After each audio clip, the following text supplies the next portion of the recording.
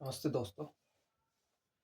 आज हम बात करने वाले हैं लग्न की। तो लग्न क्या होता है? ये हमारा प्रथम भाव जो होता है वो हमारा लग्न होता है। कुंडली के प्रथम भाव में जो राशि आती है उसको हम लग्न मान लेते हैं। जैसे आज के उदाहरण के लिए हम मीन लग्न की राशि को ले लेते हैं। तो मीन लग्न के जो नंबर है जो आपको मिलेगा वो मिलेगा यहाँ 12वां। इधर मिलेगा 12, 1, 2, 3, 4, 5, 6, 7, 8, 9, 10, ये 11। ओके। तो लग्न क्या होता है? लग्न का अर्थ होता है कि जैसे मैंने पिछले अपने वीडियोस में भी बताया था कि लग्न का अर्थ होता है कि आपके जन्म के समय जो राशि पूर्व में उदयमान होती है उसको हम उस राशि को हम लग्न मान लेते हैं, तो वो हमारी लग्न बन जाता है। जैसे कि इस उदाहरण में हमारा 12 नंबर का लग्न है, मतलब मीन लग्न है हमारा। ठीक है। अब लग्न का अर्थ होता क्या है? लग्न हमारा है क्या? देखिए, लग्न जो है वो हम स्वयं है। लग्न हम स्वयं है, अर्थात सेल्फ है। ठीक है। तो सेल्फ में क्या मतलब होता है सेल्फ का? तो सेल्फ का मतलब होता है कि सेल्फ मतलब जीव। ठीक है। तो लग्न जो है वो स्वयं जीव है, मतलब मैं अपना यहाँ अगर फोटो लगा दूं तो इसका मतलब मैं ये स्वयं हूं। ठीक है। तो हमें पता है कि हमारे जीवन में जो भी हम अनुभव करते हैं वो अनुभव कौन करता है? हम करते हैं। मतलब मैं, मतलब आत्मा। आत्मा ही तो वो सब अनुभव करती है ना। तो आत्मा कैसे अनुभव करती है? आत्मा अनुभव करती है अपने मन के द्वारा, अपनी बुद्धि के द्वारा। ठीक है। आत्मा के पास में 3 शक्तियां होती है, मन, बुद्धि और संस्कार। वैसे ज्योतिष शास्त्र में कुंडली में हम मन को जो है वो चंद्रमा से देखते हैं, लेकिन वो मन के द्वारा भी जो अनुभव करने वाला है वो कौन है? लग्न। लग्न आपका ध्येय भी है। तो अब हम जो अनुभव करते हैं वो अनुभव होता हमारा होता तो हमारा शरीर के माध्यम से ही है ना, क्योंकि हम अगर अच्छा भोजन खाते हैं, भोजन का घर कौन सा है? दूसरा। तो हम अच्छा भोजन खाते हैं तो वो अच्छा भोजन हम कहाँ से लेते हैं? शरीर ही तो वो भोजन को ग्रहण करता है ना दूसरे से। ठीक है। तो लग्न हमारा क्या हो जाता है? ध्येय। ठीक है। अब जब लग्न हमारा ध्येय है तो हमें, जैसे हमने पहले भी डिस्कस किया था कि काल पुरुष की कुंडली में हमारा जो प्रथम घर कौन सा होता है? यहाँ पर काल पुरुष में मेष लग्न होता है काल पुरुष का। तो प्रथम घर हमारा कौन सा होता है? 1 नंबर। और 1 नंबर के स्वामी कौन होते हैं? मंगल देव।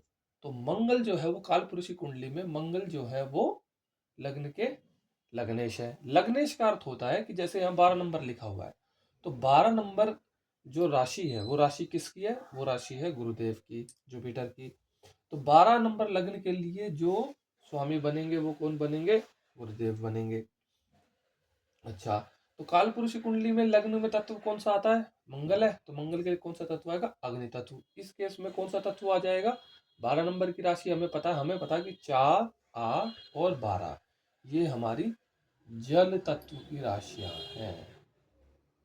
जल, ये हमारी जल तत्व की राशियां हैं। तो देखिए ये अब हमने पहले भी डिस्कस किया था कि ये हमारा ट्राइन है।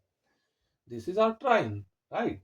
एंड जो भी ट्राइन होता है उनकी एक जैसी राशियां होती हैं। तो जैसे अगर हम ये वाला ट्राइन पकड़ते हैं, फॉर एग्जांपल अगर हम ये ट्राइन पकड़ते हैं 2, 5 और 9, तो इनकी एक राशियां होंगी। तो 2 नंबर राशि कौन सी होती है? अग्नि तत्व। 5 नंबर राशि कौन सी होती है? अग्नि तत्व। और 9 नंबर राशि कौन सी होती है? अग्नि तत्व। ठीक है। तो अभी हम लग्न के ऊपर बात कर रहे हैं, तो आज का जो हमारा डिस्कशन है वो लग्न से संबंधित है, तो हम लग्न की ही ज्यादा बात करेंगे। अब लग्न हमारा और क्या क्या दिखाता है? लग्न हमारा दिखाता है सिर और मस्तिष्क। ठीक है। और लग्न की जो दिशा होती है, जनरली जो हम लग्न को जो दिशा बोलते हैं वो हमारे पूर्व की, जैसे मैंने बताया था आपको कि पूर्व के समय जो राशि राशि उद्यमान होती है उसी को हम लग्न बना लेते हैं। ठीक है। अब देखिए, अगर लग्न में आपका यहाँ पर सूर्य हो, ठीक है, लग्न में अगर सूर्य देव हो तो ये कैसा प्रभाव देंगे सूर्य देव? अगर लग्न में सूर्य आ जाए तो क्या देंगे? वो व्यक्ति को, जातक को लीडरशिप क्वालिटी देंगे, अहम देंगे, ईगो भी दे सकते हैं, ठीक है, अहंकार दे सकते हैं, प्राइड दे सकते हैं, ऑनर दे सकते हैं, ठीक है।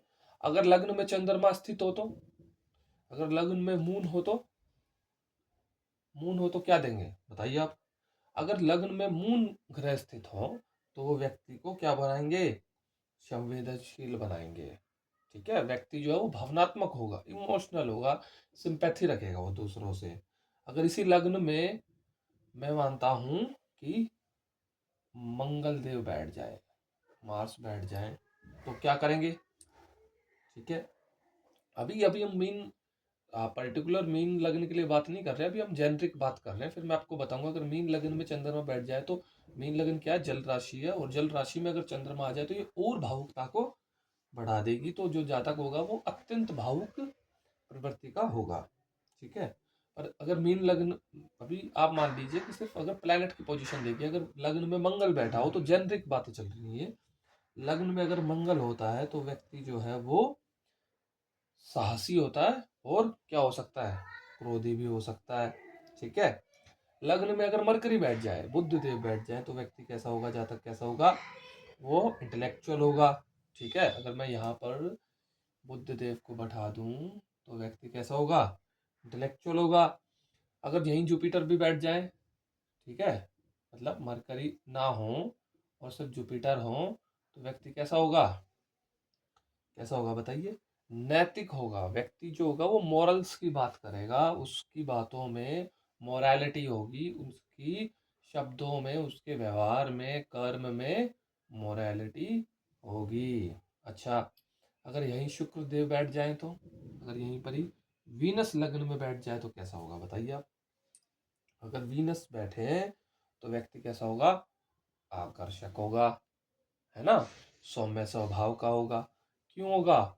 क्योंकि हमें पता है कि वीनस जो है वो एक सौम्य ग्रह है ना, जल तत्व की। वीनस कैसा? वीनस क्या है? वीनस भी तो जल तत्व है ना। तो वीनस क्या है? एक सौम्य ग्रह है, ठीक है। और यहीं अगर शनिदेव बैठ जाए तो व्यक्ति क्या होगा? वो व्यक्ति को गंभीर बनाएंगे। शनिदेव यहाँ पर व्यक्ति को गंभीर बनाएंगे।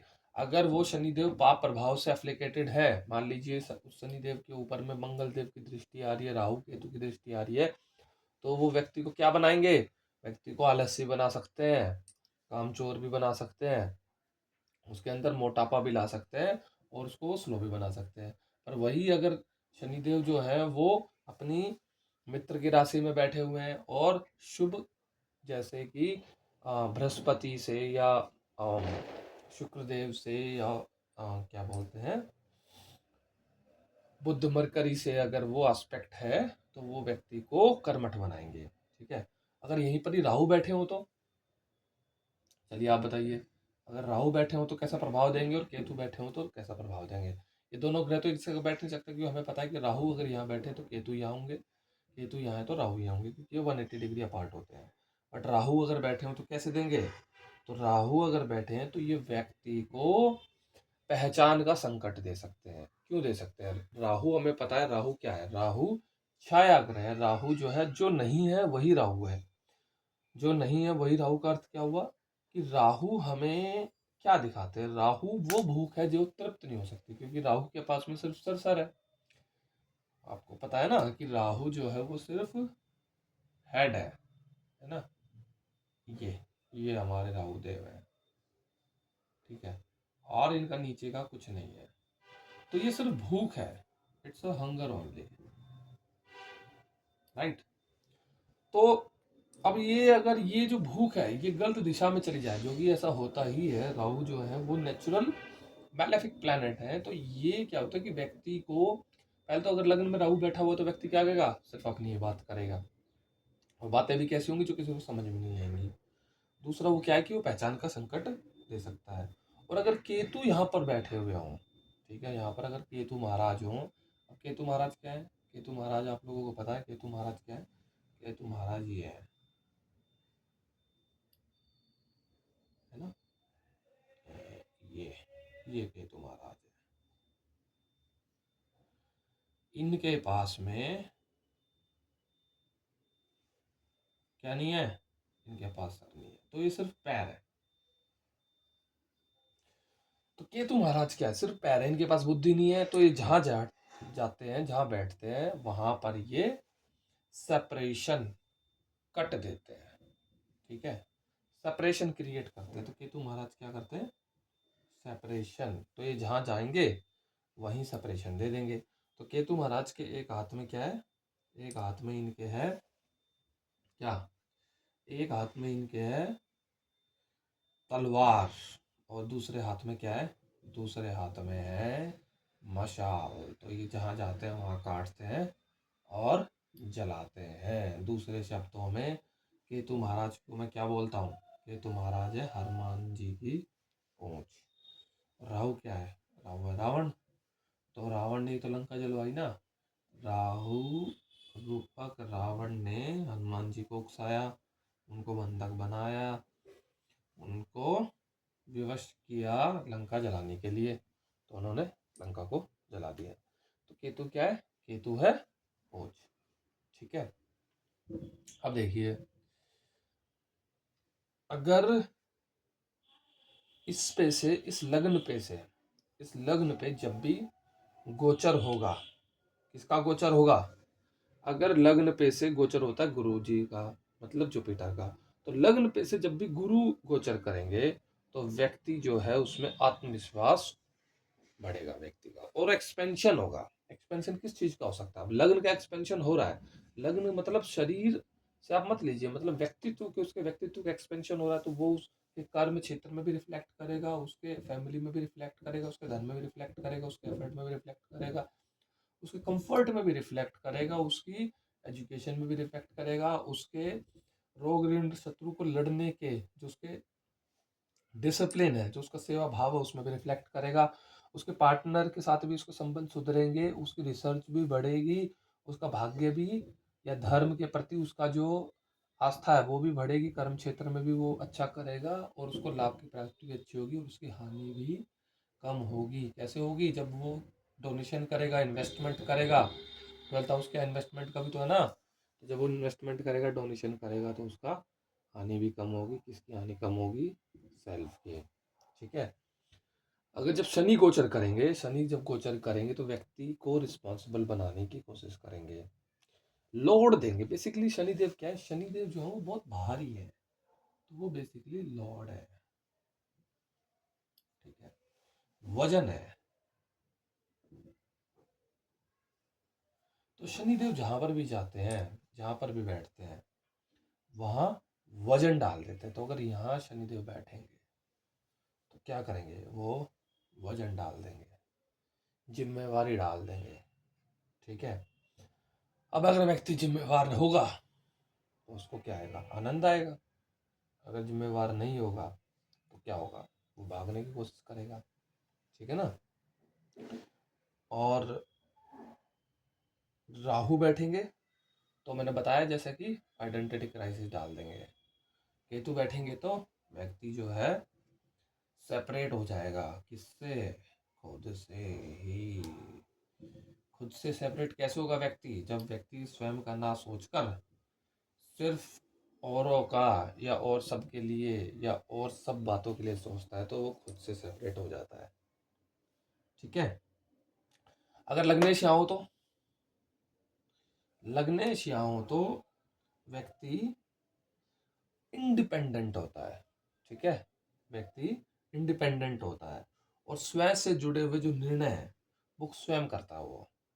ठीक है, और व्यक्ति का जो ईगो है वो भी बहुत प्रबल हो जाता है। ऐसा व्यक्ति जल्दी से किसी दूसरे की बात मान ले, ऐसा कम ही देखा गया है। ठीक है, अब सेकंड हाउस क्या है? सेकंड हाउस क्या है? सेकंड हाउस हमें पता है हमारा क्या है? धन, भोजन, परिवार, वाणी, और हमारे मूल्य स्टैंडर्ड्स। तो हमें पता है क्या है? फैमिली है, स्पीच है, भोजन है, और हमारा वेल्थ है। ठीक है, तो बेसिकली सेकंड हाउस है क्या? सेकंड हाउस जो है वो सुरक्षा है। तो ये है व्यक्ति सेल्फ, ये है सेफ्टी। ठीक है, तो सेफ्टी में क्या क्या आता है? सेफ्टी में हमारा क्या क्या आता है? सेफ्टी में हमारा आता है हमारा भोजन, क्योंकि सेफ्टी के लिए क्या चाहिए भाई? रोटी कपड़ा मकान। तो इसमें हमारा क्या आ गया? धन आ गया, क्योंकि मकान कैसे आएगा, रोटी कैसे आएगी, भोजन कैसे आएगा? तो भोजन आ गया। भोजन के साथ में क्या चाहिए? धन। धन के साथ में क्या चाहिए? परिवार, क्योंकि सेफ्टी है। उसके लिए क्या? हमें बोलना आना चाहिए, क्योंकि जब तक हम बोलेंगे नहीं तब तक हम सेफ्टी अपनी कैसे करेंगे? वरना तो लोग तो हमें पीट देंगे। तो हमें समझाना पड़ेगा ना लोगों को कि भाई हमारी पिटाई मत करो, हम अच्छे इंसान हैं। तो ये क्या है? हमारी वाणी। ठीक है, अब होता क्या है कि शरीर में ये क्या है? शरीर में है ये मुख, दांत और कंठ। ठीक है, जब अगर सूर्यदेव यहाँ बैठ जाते हैं तो सूर्यदेव यहाँ पर क्या करते हैं? सूर्यदेव अगर यहाँ पर हों, ठीक है, सूर्यदेव के बाद में बात करेंगे, पहले लगन की ही बात कर लेते हैं। अगर लग्नेश यहाँ आ जाए, ठीक है, तो व्यक्ति जो है वो बहुत ही सेफ्टी को लेके बहुत ही कॉन्शियस हो जाता है। ठीक है, व्यक्ति अपनी सेफ्टी को लेके बहुत ही कॉन्शियस हो जाता है। ठीक है, और उसको ये लगता है कि अगर जीवन में पैसा है तो सेफ्टी है, पैसा नहीं है तो कुछ नहीं है। तो वो फियरफुल हो जाता है। ठीक है, तो ये एक बात है। अच्छा, अगर यही लग्नेश थर्ड हाउस में आ जाए तो? ठीक है, थर्ड हाउस क्या है? थर्ड हाउस है साहस, या इसको हम एक इसमें लिख देते हैं एफर्ट। ठीक है, ये क्या है? सेफ्टी है फर्स्ट हाउस की। ये क्या है? फर्स्ट हाउस का एफर्ट है, मतलब ये क्या है? स्वयं है, ये स्वयं का सुरक्षा, ये स्वयं का प्रयास। ठीक है, तो थर्ड हाउस से हम क्या क्या देखते हैं? साहस देखते हैं, पराक्रम देखते हैं, कौशल देखते हैं, और हमारे हाथ देखते हैं, और हमारी स्पीच देखते हैं। क्यों? क्योंकि यहाँ से हम क्या देखते हैं? यहाँ से हम यह हमारा सॉरी कम्युनिकेशन देखते हैं। ये हमारी क्या? स्पीच है, वाणी है। ये क्या है? हमारा संचार है। इसका हम यूज कैसे करते हैं? ये इसका क्या है? मैंने पिछली क्लास में बताया था कि अगला हाउस पिछले हाउस का गेन होता है। गेन मतलब उसमें कुछ वैल्यू एडिशन। तो स्पीच का अगला स्टेप क्या है? कम्युनिकेशन है। हमें स्पीच किस लिए चाहिए होती है? क्योंकि हम कम्युनिकेट करना चाहते हैं। ठीक है, कम्युनिकेट करना चाहते हैं, तो यही तो हमारा मेन रीजन है ना। तो लग्नेश जब थर्ड हाउस में होता है तो क्या होता है? व्यक्ति सेल्फ मेड होता है। ठीक है, यहाँ पर व्यक्ति जो है वो क्या होगा? सेल्फ मेड होगा। ऐसा व्यक्ति जो है वो खुद अपने पुरुषार्थ से, ये हमारा पराक्रम है, पुरुषार्थ है, तो अपने पुरुषार्थ से बना हुआ होगा ना, बना बनने का प्रयास करेगा या बना हुआ होगा। दूसरा, ऐसा व्यक्ति जो है वो जोखिम लेने वाला होगा। ठीक है, ऐसा व्यक्ति जो है वो जोखिम लेने वाला होगा। तीसरा, ऐसा व्यक्ति जो है वो उसके अंदर स्थिरता जो है वो थोड़ी कम हो सकती है, क्योंकि वो है क्या है कि लगातार प्रयास करता रहेगा, उसको ना किसी भी चीज में संतुष्टि नहीं मिलेगी। क्या एफर्ट का हाउस है? लगने स्वयं से जाके थर्ड में बैठ गया तो वो एफर्ट डिमांड कर रहा है, और वो एफर्ट करेगा। ऐसा व्यक्ति वो आराम से बैठ ही नहीं सकता। ठीक है, अब अगर यही लग्नेश फोर्थ में आ जाए तो? ठीक है, अब फोर्थ हाउस क्या है? फोर्थ हाउस है कंफर्ट। ठीक है, फोर्थ हाउस क्या है? कंफर्ट है। कंफर्ट किस चीज का है? स्वयं का कंफर्ट है, राइट। तो जब लग्नेश अगर फोर्थ हाउस में आ जाए तो व्यक्ति क्या होगा? देखिए, एक हमारी कुंडली एक होती है पाका लगन बोलते हैं हम जिसको। तो पाका लगन जो होता है मुख्यतः कुछ नहीं होता, जहां से हमारा लग्नेश चला जाता है उसी को पाका लगन बोलते हैं। तो अगर मान लीजिए कि इस केस में लग्नेश हमारा चौथे हाउस में चला गया है, तो व्यक्ति क्या चाह रहा है? वो उसको बेसिकली कंफर्ट चाहिए लाइफ में। व्यक्ति जो है वो कंफर्ट ढूंढ रहा है। ठीक है, या व्यक्ति के लिए जो मेन थीम है लाइफ की, ठीक है, जो मेन थीम है, मेन थीम वो क्या है? वो है कंफर्ट। ठीक है, अब अगर यही लग्नेश पंचम घर में चला जाए तो पंचम घर क्या हमारा, पंचम घर क्या है, बुद्धि। ठीक है, ये हमारी बुद्धि है, या ये हमारी एजुकेशन है। ठीक है, तो पंचम भाव क्या है, स्वयं की बुद्धि। तो स्वयं की बुद्धि है, इसको मैं थोड़ा सा अच्छे से लिख देता हूँ। स्वयं की बुद्धि, या हम इसको अंग्रेजी में क्या बोल सकते हैं बताइए। आप लोग जो भी वीडियो देख रहे हैं कमेंट सेक्शन में लिख सकते हैं क्या बोलते हैं। इंटेलेक्ट। ठीक है, तो ये क्या है, इंटेलेक्ट। इंटेलेक्ट की स्पेलिंग भी गलत हो गई, स्पेलिंग मेरी थोड़ी सी ऐसे ही है तो उसके लिए मुझे क्षमा कर दीजिए। इंटेलेक्ट। ठीक है, अब भी शायद पता नहीं सही है, नहीं कोई बात नहीं। तो ये है हमारी इंटेलेक्ट। ठीक है, अब ये जो इंटेलेक्ट है इसमें अगर हमारा लगने जब चला जाएगा तो क्या है कि व्यक्ति जो है वो उसका जो जीवन है वो बुद्धि प्रधान होगा। ठीक है, मतलब वो जो भी काम करेगा वो बुद्धि से करेगा, या हर चीज में दिमाग लगाने वाला व्यक्ति होगा। ऐसा व्यक्ति हर चीज में दिमाग लगाने वाला होता है। या फिर दूसरा क्या हो सकता है कि उसके जीवन में जो शिक्षा, संतान, ये प्रमुख चीज बन जाएंगी। ठीक है, उसके जीवन में शिक्षा या संतान, मतलब या तो वो बुद्धि लगाने वाला होगा और वो बहुत ही लर्नड व्यक्ति होगा, मतलब वो बहुत पढ़ाई लिखाई करने वाला होगा या पढ़ने लिखने का चाह रखने वाला होगा, या फिर अपने सिर्फ बच्चों से ही उसका जीवन जो है वो उसके लाइफ के मेन थीम बन जाएंगे। ठीक है, अब आ जाइए, अगर लग्नेश आ जाए अपने से 6th हाउस में, सिस्टम में, तो क्या होगा जी, बताइए क्या होगा। ऐसा जो व्यक्ति है, अब 6th हाउस है क्या, ये है स्ट्रगल। राइट, स्ट्रगल किसका है, खुद का। ठीक है, अब देखिए 6th हाउस जब लगने से अगर 6th हाउस में आ जाए तो क्या होगा,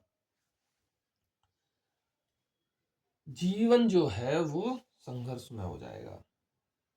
ठीक है, पहला मतलब जीवन में जो है वो स्ट्रगल, मेन थीम लाइफ की क्या हो जाएगी, स्ट्रगल, पहली चीज।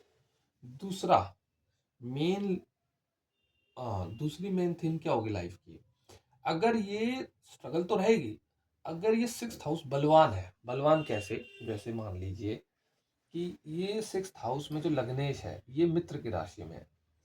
राइट, अगर ये मित्र की राशि में है, या पाप जो जितने भी पाप ग्रह हैं उससे दृष्ट नहीं है, और या षड बल में इसकी जो स्ट्रेंथ है वो ज्यादा है, तो यहाँ पर ये अच्छा परफॉर्म करेगा। दूसरा, ये जो लग्नेश है ये अगर स्वयं पाप ग्रही हो, जैसे राकेशम, राकेशम,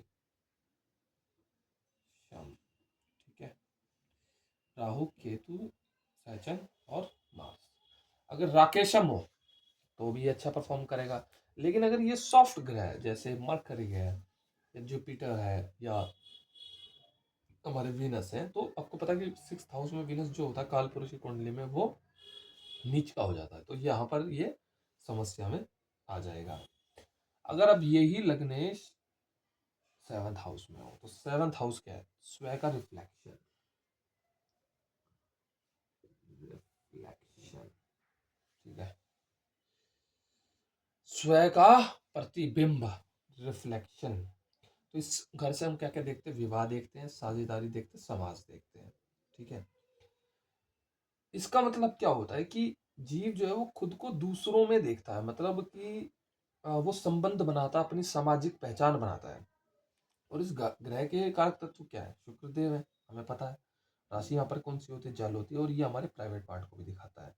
ठीक है, अब यहाँ पर अगर यदि लग्नेश हो, ठीक है, तो वो क्या करता है, एक तो वो अपना थीम लाइफ का क्या हो जाता है, उसकी पार्टनरशिप हो जाती है। मतलब ऐसा व्यक्ति मैंने देखा है कि जिसका लग्नेश 7th हाउस में होता है, वो ना जीवन भर पार्टनर को बहुत ज्यादा डिपेंडेंट हो जाता है वो पार्टनर पे।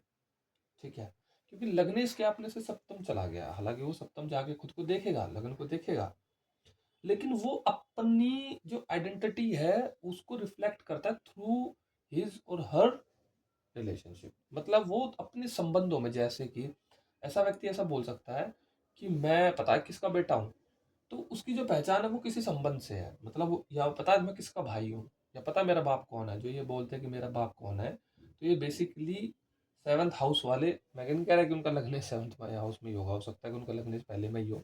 मतलब कहने का मतलब ये है कि व्यक्ति जब खुद को अपने संबंधों से ढूंढता है तो लग्नेश सेवन्थ हाउस में है, इसका ये मतलब है।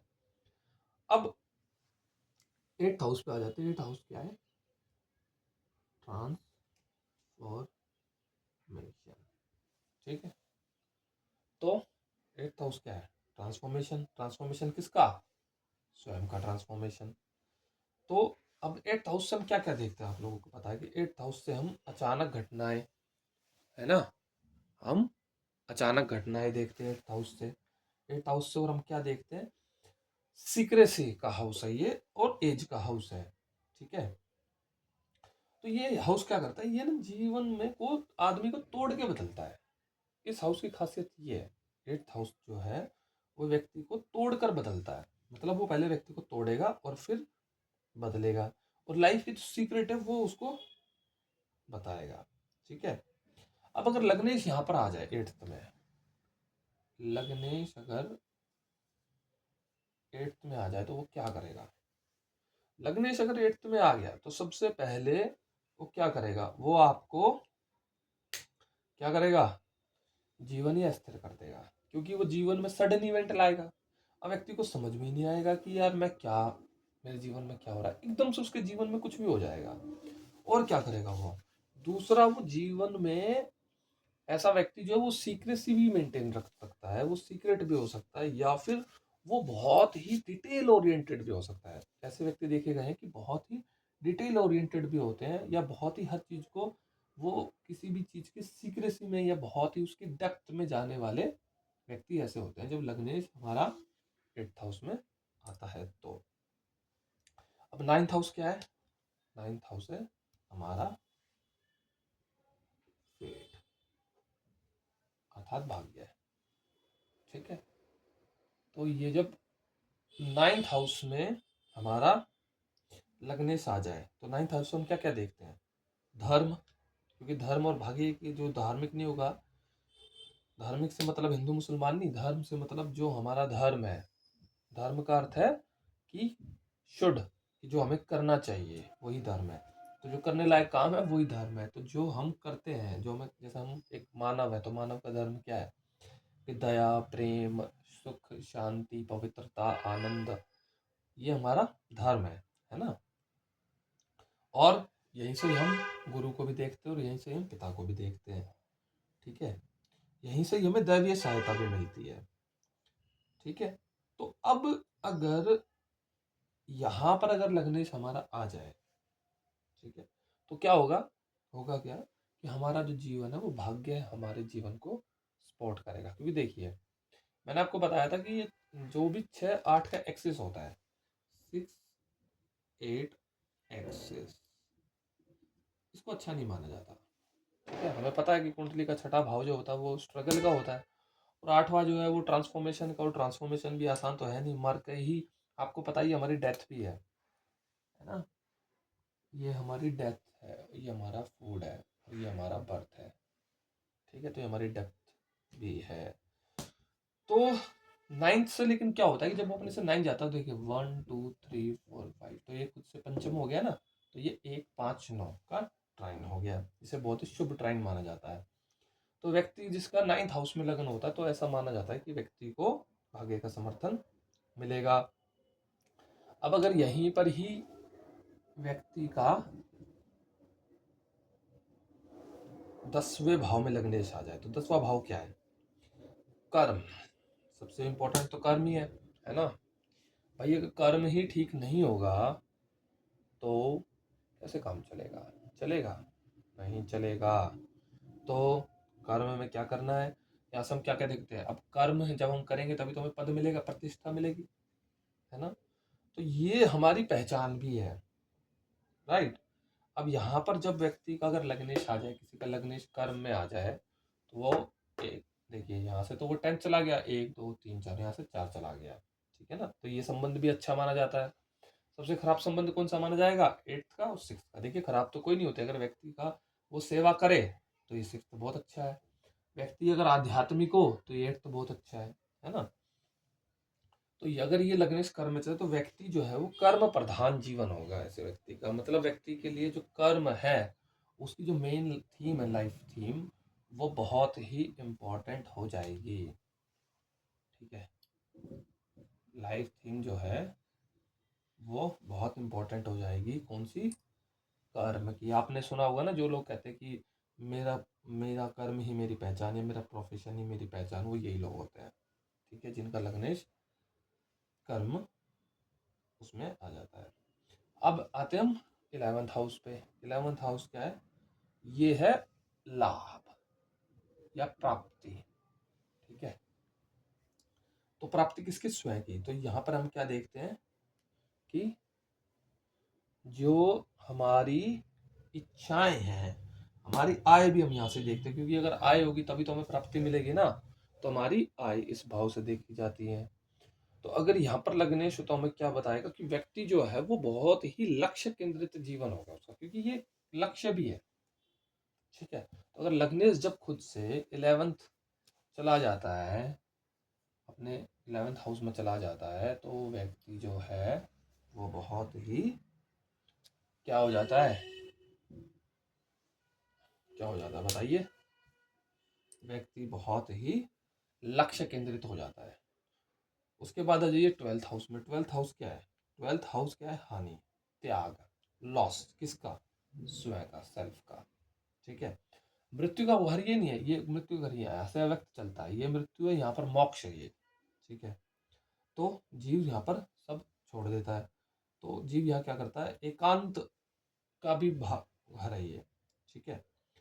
तो जब यहाँ पर अगर लग्नेश चला जाए खुद से, तो देखिए सबसे पहले तो क्या है कि व्यक्ति अगर विदेश चला जाए तो बहुत अच्छा है। अगर वो विदेश नहीं गया तो वो जीवन भर परेशान रहेगा, क्योंकि लग्नेश अपने से 12वें घर में, अपने से 12वें घर में वो नुकसान करेगा किसका? उसके शरीर का। तो ऐसा व्यक्ति अगर अपना देश ही बदल दे तो काल और परिस्थिति चेंज हो सकती है, अन्यथा ऐसा व्यक्ति बहुत ही परेशान हो जाएगा। तो ये हमने मोटा मोटा देखा हमारे लग्नेश क्या है और लग्न क्या है, और लग्नेश अलग अलग घरों में कैसा प्रभाव देगा।